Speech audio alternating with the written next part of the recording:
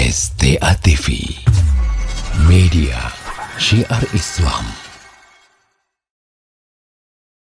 Bismillahirrahmanirrahim. Alhamdulillah. Wassalatu wassalamu ala rasulillah wa ala alihi wa sahbihi wa man wala. Allahumma alimna ma yanfa'una wa anfa'na bilma 'allamtana wa zidna ilman. Allahumma la sahla illa ma ja'altahu sahla wa anta taj'alul hazna idza syi'ta sahla. Rabbi shrah li sadri wa yassir li amri wa hlul 'uqdatam min lisani yafqahu qawli. Pendengar radio Syiar Tauhid Aceh 96,1 FM dimanapun antum berada, tidak ada kata yang pantas kita ucapkan selain kita banyak-banyak bersyukur kepada Allah Subhanahu wa Ta'ala. Allah yang masih saja memberikan banyak kenikmatan untuk kita semuanya, dalam keadaan kita selalu bermaksiat kepada Allah. Allah yang senantiasa memberikan apa yang kita butuhkan, walaupun kita selalu membangkang terhadapnya. Dan Allah pula yang memberikan hidayah dan taufik kepada kita semuanya untuk mempelajari agamanya.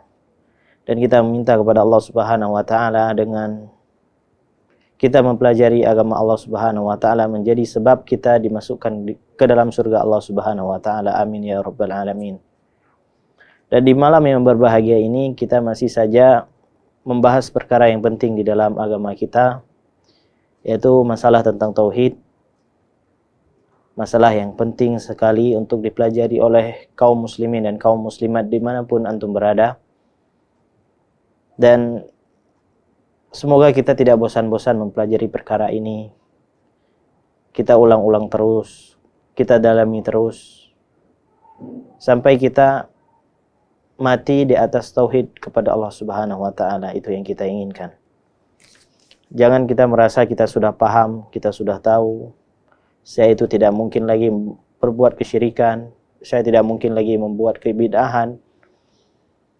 Jangan sampai hal tersebut terbetik di dalam jiwa kita, di sanubari kita. Maka semakin orang takut kepada Allah Subhanahu wa Ta'ala, dia tidak bisa merasa aman dari bahayanya kesyirikan. Maka sebaliknya, orang-orang yang merasa aman dari kesyirikan itu adalah tanda dari lemahnya tauhid seseorang. Karena Nabi Ibrahim saja meminta kepada Allah Subhanahu wa Ta'ala dijauhkan dari kesyirikan. Yang beliau adalah kekasih Allah Subhanahu wa Ta'ala. Nah, kita ini orang-orang yang berlumuran dengan dosa harusnya lebih takut lagi dengan kesyirikan kepada Allah Subhanahu wa Ta'ala. Ahibati fillah, kita baca kitab Ushulul Tsalatsah karya Syekh Muhammad bin Abdul Wahhab rahimahullahu taala yang disyarah oleh Syekh Muhammad bin Shalih Al-Utsaimin rahimahullahu taala. Kalau kita melihat dua sosok ini, kita sangat malu, kita sangat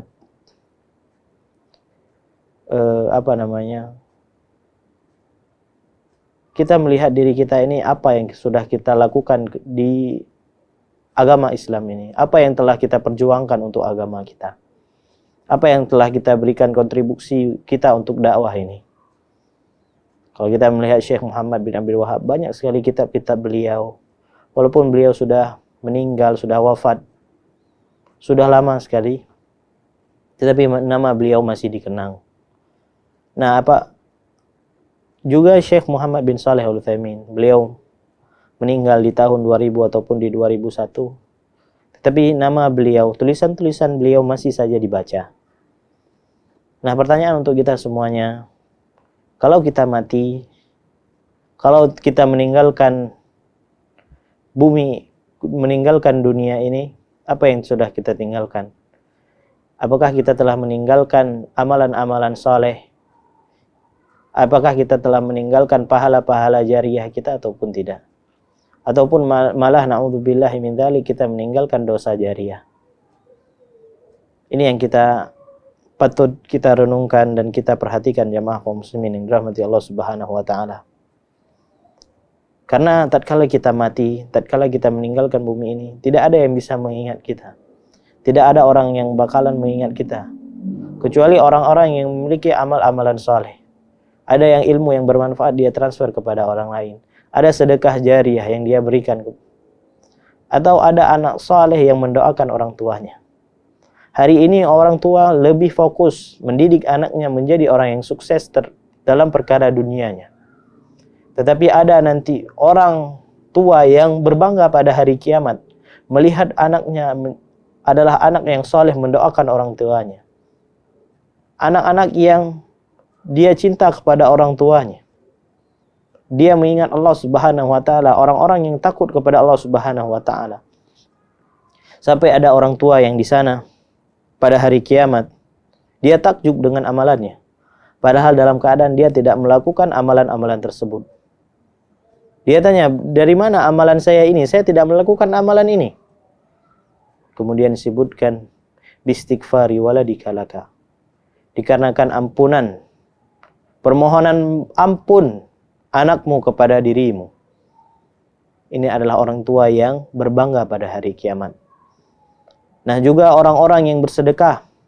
Dia memiliki mungkin dia membangun masjid, membangun pondok pesantren, membangun apa saja yang itu bakalan ada, yang itu bakalan pahala tersebut bakal mengalir kepada dirinya. Inilah orang-orang yang beruntung. Dan jamaah kaum muslimin yang dirahmati Allah Subhanahu wa taala, apa yang kita bisa lakukan, kita lakukan untuk amalan kita sendiri. Dan begitu Nabi sallallahu alaihi wasallam bersabda, ihris ala ma yanfa'uk wasta'in billah wala ta'jaz. Bersemangatlah untuk hal-hal yang bisa memberikan manfaat untuk dirimu. Wasta'in billah. Minta pertolongan kepada Allah Subhanahu wa taala dan janganlah kamu lemah. Kalau kita memikirkan omongan orang lain, kita nggak bakalan bisa jalan. Kita nggak bakalan bisa berdakwah. Karena pasti ada orang yang suka dan ada orang yang tidak suka. Sampai-sampai ulama terdahulu, ulama salaf terdahulu mengatakan taraktu ridhon nas. Aku meninggalkan ridha manusia. Sampai aku bisa mengucapkan yang hak. Maksudnya dia tidak mau open omongan orang lain. Dia langsung berjalan. Dia terus berjalan. Dia meninggalkan manusia. Karena kalau kita mau terus mendengarkan omongannya manusia, melihat atau mendengar komentarnya manusia, kita nggak bakalan bisa berdakwah. Nggak bakalan bisa. Karena ada yang suka, ada yang enggak. Ada yang bakalan pro, ada yang kontra. Ada yang care, ada yang benci. Itu pasti. Nah, yang penting sekali kita memiliki alasan di hadapan Allah Subhanahu wa taala. Untuk apa saya berdakwah? Selama hal tersebut bisa kita pertanggungjawabkan di hadapan Allah Subhanahu wa taala, maka kerjakan. Walaupun manusia memusuhi Anda.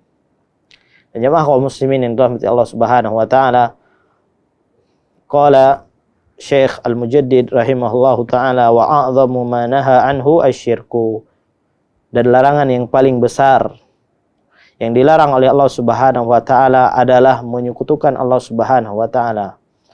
Wa huwa da'watu ghairihi ma'ahu, yaitu meminta kepada selain Allah Subhanahu wa taala. Dalilnya firman Allah Subhanahu wa taala, wa'budullaha wa la tusyriku bihi syai'a. Beribadahlah kalian kepada Allah dan janganlah kalian menyekutukannya dengan sesuatu apapun. Surat An-Nisa ayat 36. Jamaah kaum muslimin yang dirahmati Allah Subhanahu wa taala, kalau kita mau membaca Al-Qur'anul Karim, sangat banyak larangan-larangan dari Allah Subhanahu wa taala dari bahayanya kesyirikan. Nah, berarti seorang dai tidak mungkin menyepelekan perkara ini ataupun tidak mau peduli dengan hal ini, karena ini adalah isinya Al-Qur'anul Karim. Di ayat yang lain Allah Subhanahu wa taala berfirman, inna syirka la dzulmun adzim. Sesungguhnya kesyirikan itu adalah kezaliman yang paling besar. Dan Allah Subhanahu wa taala berfirman di surat An-Nisa ayat 48, wa man yusyrik billah faqad iftara itsman 'azima. Juga Allah Subhanahu wa taala berfirman di surat An-Nisa ayat 116, wa man yusyrik billah faqad dhalla dhalalan ba'ida. Barang siapa yang melakukan kesyirikan kepada Allah Subhanahu wa taala, maka sungguh dia telah sesat dengan kesesatan yang jauh. Kesesatan yang sangat jauh. Dan Allah Subhanahu wa taala berfirman di surat Al-Maidah ayat 72, "Innahu may yusyrik billah faqad harramallahu 'alaihil jannah wa ma'wahu an-nar wa ma lidh-dhalimin min ansar." Barang siapa yang menyekutukan Allah Subhanahu wa taala, maka Allah haramkan bagi dia surga dan tempatnya adalah neraka. Dan tempat kembalinya adalah neraka. Na'udzubillahi min dzalik. Jamaah kaum muslimin yang dirahmati Allah Subhanahu wa taala, kalau memang orang-orang yang mendakwakan tauhid ini dianggap radikal, berarti kita menganggap adalah Al-Quran adalah mengajarkan seseorang kepada radikalisme. Karena Ibnul Qayyim rahimahullahu ta'ala mengatakan seluruh isinya Al-Quran itu adalah tauhid. Itu perintah kepada tauhid, melarang seseorang dari syirik, dan kisah-kisah yang membahas tentang balasan untuk orang-orang yang menyekutukan Allah Subhanahu wa taala. Kisah-kisah tersebut adalah potret ataupun kisah untuk seseorang bisa mengambil pelajaran orang-orang yang ingkar kepada Allah Subhanahu wa taala. Sangat banyak sekali ayat. Juga di surat An-Nisa ayat 48 Allah Subhanahu wa taala berfirman, "Innallaha la yaghfiru ayyushraka bihi wa yaghfiru ma duna dzalika liman yasha." Sesungguhnya Allah Subhanahu wa taala mengampuni dosa sesungguhnya Allah Subhanahu wa taala tidak mengampuni dosa kesyirikan dan mengampuni dosa selain kesyirikan bagi siapa saja yang Allah kehendaki. Dan jemaah kaum muslimin yang dirahmati Allah Subhanahu wa taala, ini juga teguran untuk kita bersama. Jangan seseorang menyangka, oh, kalau dosa selain kesyirikan itu pasti Allah ampuni. Ini adalah pendapat yang keliru, anggapan yang keliru. Karena di sini Allah Subhanahu wa taala berfirman, liman yasha, bagi siapa saja yang Allah kehendaki. Berarti keyakinan Ahlus Sunnah wal Jamaah, dosa selain kesyirikan kepada Allah Subhanahu wa taala itu tahta masyiatillah. Sesuai dengan apa tadi? Sesuai dengan kehendak Allah Subhanahu wa taala. Apabila Allah ingin mengazab, Allah akan mengazab. Tetapi apabila Allah mengampuni, maka akan diampuni. Jangan kita merasa aman. Bagaimana kita bisa merasa aman? Bahwa tatkala kita melakukan amalan kebaikan itu, kita tidak tahu amalan kita bakalan diterima atau tidak. Tetapi yang pasti dosa kita itu ditulis. Dosa kita pasti ditulis. Dalam keadaan pahala kita tidak kita tahu amalan tersebut diterima atau tidak. Nah, jemaah kaum muslimin yang dirahmati Allah Subhanahu wa taala, tatkala saya menyampaikan suatu ucapan, hal yang paling banyak seseorang masuk dalam neraka Allah Subhanahu wa taala yaitu dosa antara suatu hamba dengan hamba yang lainnya. Antara ghibah, namimah, mencela orang lain, membuli orang lain, menjatuhkan kehormatan orang lain. Kemudian ada yang bertanya, "Ustadz, bagaimana Anda mengatakan demikian? Apa Ustadz nggak tahu ada hadis yang menyebutkan yang orang yang membunuh 99 jiwa? 99 jiwa. Kemudian Allah terima taubatnya." Ya, Allah terima taubatnya. Jawabannya, orang tersebut dia telah bertaubat kepada Allah Subhanahu wa taala, dia menyesali perbuatannya. Dan dosa, kalau kita melakukan dosa kepada Allah Subhanahu wa taala, kalau dosanya itu berkaitan hanya kepada Allah, maka kita wajib bertaubat kepada Allah Subhanahu wa taala. Tetapi kalau dosa tersebut berkaitan dengan manusia, maka kita harus minta dihalalkan. Kita harus minta untuk dihalalkan. Dan syarat-syarat taubat itu dia harus meninggalkan dosa tersebut. Kemudian dia menyesali perbuatan tersebut, dosa tersebut. Kemudian yang terakhir, dia berazam atau bertekad untuk tidak kembali lagi ke dalam dosa tersebut. Tetapi apabila dosa itu berkaitan dengan seorang hamba, maka dia harus minta dihalalkan. Ini syarat tambahan.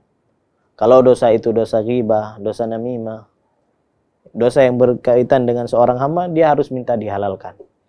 Nah, masalahnya kalau seseorang tersebut dia menganggap, oh saya tidak mau memaafkan, saya tidak mau memaafkan. Apakah itu haknya dia? Itu haknya dia. Nah, harusnya kita takut terhadap dosa-dosa yang berkaitan dengan orang lain. Dan jemaah kaum muslimin yang dirahmati Allah Subhanahu wa taala, jangan kita merasa saya sudah tauhid, ya, saya sudah mentauhidkan Allah Subhanahu wa taala, masalah saya melakukan dosa itu masalahnya aman. Ada hadis-hadis di sana. Nah, ini pemikiran ini seperti kita mirip-mirip dengan pemikirannya apa? Para Murji'ah. Orang-orang yang Murji'ah menganggap amalan itu tidak berpengaruh dengan iman seseorang. Dan Nabi Shallallahu Alaihi Wasallam bersabda, hadis riwayat Bukhari dan Muslim, Nabi Shallallahu Alaihi Wasallam bersabda, "A'zamu dzambi an taj'ala lillahi niddan wa huwa khalaqaka." Dosa yang paling besar yaitu kamu menjadikan tandingan kepada Allah Subhanahu wa taala dalam keadaan Allah Subhanahu wa taala yang menciptakan dirimu. Dan Nabi Shallallahu Alaihi Wasallam bersabda di hadis yang diriwayatkan oleh Imam Muslim dari Jabir radhiyallahu anhu, baginda Nabi Shallallahu Alaihi Wasallam bersabda, "Man laqiya Allah la yusyriku bihi syai'an dakhala al-jannah, wa man laqiyahu yusyriku bihi syai'an dakhala an-nar." Barang siapa yang bertemu dengan Allah Subhanahu wa taala dalam keadaan dia tidak menyekutukan Allah, dalam keadaan dia tidak menyekutukannya dengan sesuatu apapun, maka dia akan masuk surga. Dan barang siapa yang bertemu dengan Allah Subhanahu wa taala dalam keadaan dia menyekutukan Allah Subhanahu wa taala, maka dia akan masuk neraka. Ini hadis sahih riwayat Imam Muslim dari sahabat yang mulia Jabir radhiyallahu anhu. Maka kita minta kepada Allah Subhanahu wa taala, kita bertemu dengan Allah Subhanahu wa taala tidak membawa dosa kesyirikan. Nah, orang-orang yang sayang kepada saudaranya, sayang dia kepada pengikutnya, dia bakalan memperingati seseorang tersebut dengan bahayanya kesyirikan. Dia akan mengajak orang tersebut masuk ke dalam surga Allah Subhanahu wa taala.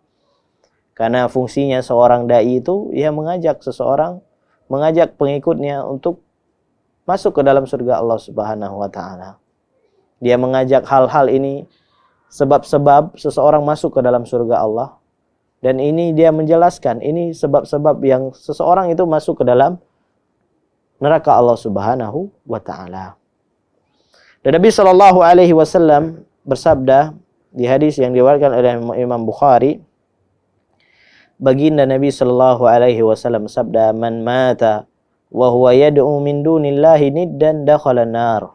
Barang siapa yang mati dalam keadaan dia meminta kepada selain Allah Subhanahu wa taala sebagai tandingan, maka dia akan masuk ke dalam neraka. Nah, syedaralu memandu, syedaralun yang mendengarkan radio Syiar Tauhid ini ataupun yang tidak mendengarkannya, semoga yang mendengarkan ini menyampaikan kepada orang yang tidak mendengar. Karena banyak sekali yang tidak tahu tentang hakikat dakwah tauhid. Mereka menganggap dakwah tauhid ini adalah perkara yang keras, perkara yang berat. Padahal perkara tauhid ini adalah sangat sesuai dengan fitrahnya manusia. Sangat sesuai sekali. Kemudian kata Syekh di sini, wa syirku naw'an. Syirik terbagi menjadi dua, syirkun akbar wa syirkun asghar, syirik besar dan syirik kecil. Sebelum kita masuk ke dalam penjelasan Syekh di sini, para ulama menjelaskan perbedaan syirik besar dan syirik kecil. Yang pertama sekali, syirik besar itu mengeluarkan seseorang dari Islam. Adapun syirik kecil tidak. Kemudian yang kedua, syirik besar itu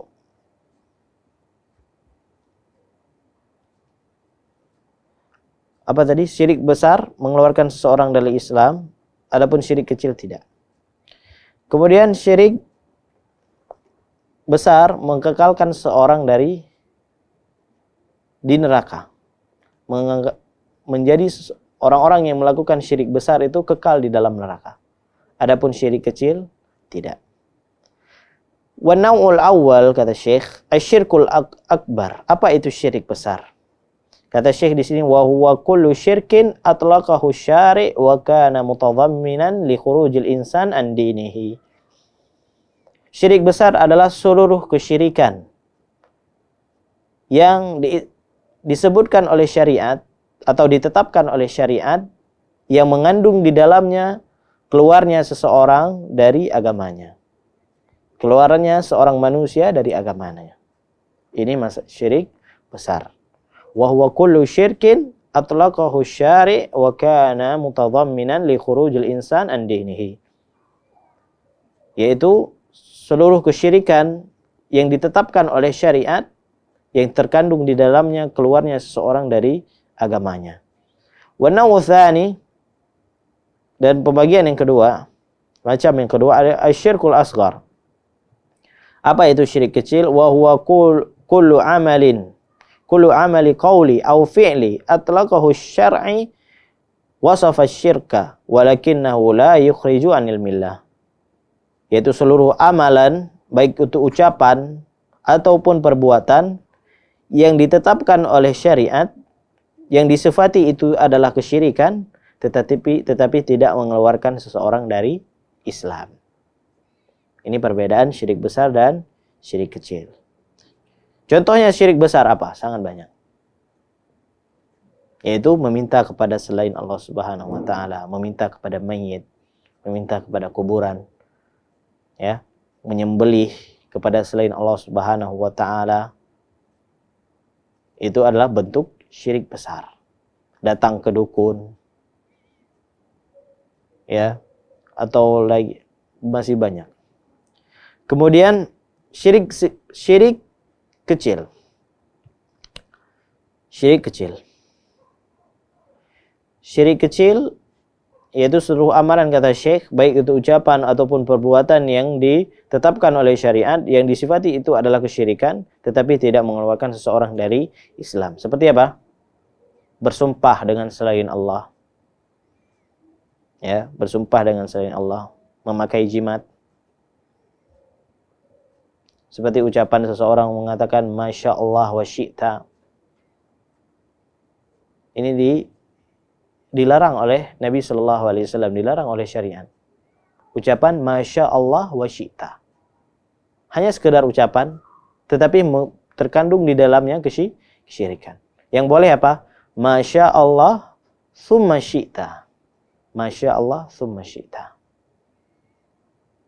Dan banyak. Seperti apa lagi?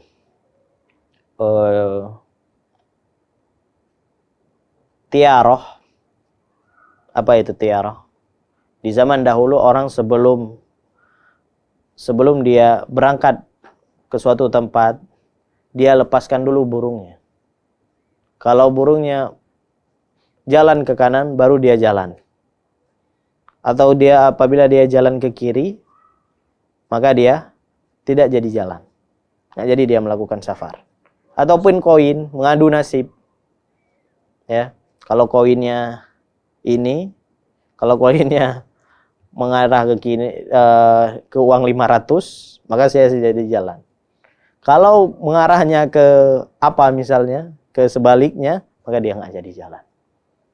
Hanya sekedar itu. Mungkin yang modern di zaman sekarang apa ya? Kalau zaman di sekarang itu lebih modern, itu di zaman dahulu. Ya, ataupun orang-orang yang masih percaya tarot pada hari ini, orang yang masih percaya ramalan-ramalan bintang, itu adalah bentuk dari kesyirikan. Mungkin di zaman dahulu kita percaya dengan demikian. Percaya dengan hal-hal yang berbau dengan kesyirikan. Kita pantengin terus, ini bintang saya Pisces, atau bintang saya Scorpio, Virgo, ataupun yang selainnya. Kita lihat terus, bulan ini bagaimana ya? Kemudian dia langsung menerka-nerka. Dia bilang, keuangan kamu hari ini merosot, ya kan? Kamu cocoknya berpasangan dengan bintang yang ini. Bahkan ada yang orang mungkin galau, putus sama pacarnya karena apa? Karena bintangnya nggak cocok. Atau mungkin lebih parahnya nggak jadi nikah karena bintangnya nggak cocok. Kita nggak cocok, bintangnya nggak cocok. Inilah diperbudak dengan hal-hal yang bodoh seperti ini. Mungkin kita bagian dari mereka dulunya. Dan Allah Subhanahu wa taala mengenalkan kepada kita tauhid. Betapa nikmatnya hidayah itu tauhid. Kalau seseorang mentauhidkan Allah Subhanahu wa taala, dia nggak bakalan percaya dengan demikian. Walaupun sebagian manusia menganggap orang-orang yang sudah hijrah ke manhajus salaf, orang-orang yang sudah berusaha mencocoki Nabi Shallallahu Alaihi Wasallam, dianggap ini orang terlalu jumut, terlalu kaku, harus jenggotan, harus celana cingkrang, dianggap demikian. Nah, kita melihat orang-orang yang masih awam, orang-orang yang masih hidup dengan dunianya, kita sayang, udah tua kok masih kayak gini. Sama-sama sayang. Kita sayang sama mereka, mereka juga sayang sama kita. Aduh, ngapain harus kayak gitu? Perempuannya harus cadaran, ya. Mereka juga kayak gitu. Nggak, kayaknya mereka tuh sempit kali dunianya, nggak ada kebahagiaan dunia. Padahal kebahagiaan itu tatkala kita bisa beribadah kepada Allah Subhanahu wa taala, taat kepada Allah Subhanahu wa taala. Dan kesengsaraan itu tatkala seseorang masih dikekang, masih terjatuh di dalam kesyirikan dan kebidahan kepada Allah Subhanahu wa taala. Sebagian orang menyangka, bukan lewatnya lagi anda mengagama, kok nanti orang lebih taat dari awaknya najib. Najib menandat. Hana tua hari ya pegak roh ya pegak menjanggu menahan tua menari. Padahal kata Allah Subhanahu wa taala, "Wa ma ataakumur rasulu fakhudhuhu wa ma nahakum anhu fantahu." Ini orang-orang yang biasa saja. Orang-orang yang apa yang diajarkan oleh Nabi Shallallahu Alaihi Wasallam dia amalkan, dia ambil, dan apa yang beliau larang dia tinggalkan. Ini orang yang biasa-biasa saja. Dan orang yang tidak biasa-biasa saja adalah orang yang masih melakukan kesyirikan, kebidahan, masih melakukan riba. Ya, yang tidak biasa saja adalah orang yang masih mencukur jenggotnya dan memelihara kumisnya. Ini orang yang tidak biasa-biasa saja. Karena Nabi Shallallahu Alaihi Wasallam menyuruh seseorang itu untuk merapikan kumisnya dan membiarkan jenggotnya. Ini yang nggak biasa. Jadi bukan orang lain yang aneh, mungkin Anda yang aneh. Anda yang tidak tahu bagaimana hakikat agama Anda. Apa yang diajarkan oleh Nabi Shallallahu Alaihi Wasallam. Maka buktikan kalau Anda memang cinta kepada Nabi, buktikan. Jangan hanya sekedar klaim. Karena cinta saja, ucapan cinta saja tidak cukup. Dan Allah Subhanahu wa taala berfirman, "Qul in kuntum tuhibbunallaha fattabi'uni yuhibbukumullah." Katakan wahai Muhammad, apabila kalian mencintai Allah Subhanahu wa taala, maka ikutilah aku. Ikutilah Nabi sallallahu alaihi wasallam. Nabi sallallahu alaihi wasallam beliau berjenggot. Beliau juga memerintahkan untuk para lelaki itu celananya atau sarungnya atau pakaiannya itu di atas mata kaki. Karena Nabi Shallallahu Alaihi Wasallam sabda, "Ma asfala minal ka'baini minal izari fa finnar." Seluruh pakaian yang menutupi mata kaki, yang di bawah mata kaki, maka tempatnya adalah neraka. Kita tidak berbicara khilaf di dalam masalah ini. Tetapi itulah lebih selamat untuk kita. Itu lebih selamat untuk kita. Dan jemaah kaum muslimin yang dirahmati Allah Subhanahu wa taala, kata Syekh di sini, wa 'alal insani al-hadru minasyirki akbarihi aw minasyirki akbaruhu wa asgharuhu. Dan bagi manusia itu untuk berhati-hati dari dosa kesyirikan, baik itu yang besar maupun itu yang kecil. Dikarenakan Allah Subhanahu wa taala berfirman, "Innallaha la yaghfiru ay yushraka bihi." Sesungguhnya Allah Subhanahu wa taala tidak mengampuni dosa kesyirikan. Allah tidak mengampuni dosa kesyirikan. Jadi jangan kita menganggap, oh nggak apa-apa, ini syirik kecil nih, nggak apa-apa. Padahal Allah Subhanahu wa taala mengatakan sesungguhnya Allah Subhanahu wa taala tidak mengampuni dosa kesyirikan. Apalagi kita berargumen, nggak apa-apa, ini cuma dosa. Ini kan nggak sampai tingkatan syirik, berarti Allah ampuni. Jangan kita berargumen demikian. Nah, setan ini dia pandai. Dia ini sangat cerdas. Dia terkadang masuk di dalam sanubari manusia, di pikirannya manusia, oh ini nggak apa-apa, ini kan cuma makruh. Dalam hal itu saja. Kemudian, ini kan cuma sunnah, nggak apa-apa lah kita tinggalin. Kan cuma sunnah. Kita dibuat untuk kita bermudah-mudahan untuk melakukan yang makruh, kemudian kita bermudah-mudahan meninggalkan yang sunnah. Kemudian dia naik tingkatan, oh ini kan nggak apa-apa, ini kan hanya sekedar dosa biasa, bukan kesyirikan. Sampai seseorang itu melakukan kesyirikan kepada Allah Subhanahu wa taala. Maka kita harus sadar dari talbisnya syaitan. Ikhwani wa ahibai rahimani wa rahimakumullah, mungkin hanya ini yang bisa kita sampaikan pada malam yang bahagia ini. Semoga memberikan manfaat untuk saya pribadi dan para pendengar sekalian. Dan semoga kita dimudahkan oleh Allah Subhanahu wa taala mempelajari perkara yang mulia ini. Kita akhiri dengan doa kafaratul majlis. Subhanakallahumma wa bihamdika asyhadu an la ilaha illa anta astaghfiruka wa atubu ilaik. Wassalamualaikum warahmatullahi wabarakatuh.